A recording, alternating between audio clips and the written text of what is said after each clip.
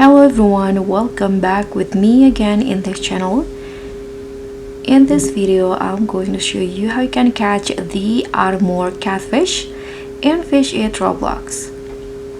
So if you're struggling to hook the armor catfish, the mythic armor catfish, you're not alone because this type of a fish is tricky to find.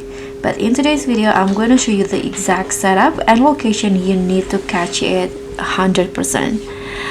So for the location, this fish is hidden inside the treasure room in the lost isle, and this is where I got the fish.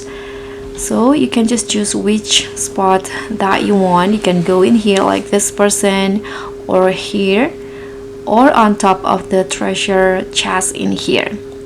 And as for the bait, the best bait to use is the singularity bait, and for the rod you can just choose the one that you prefer, but I'm using the element rod to get the armor catfish.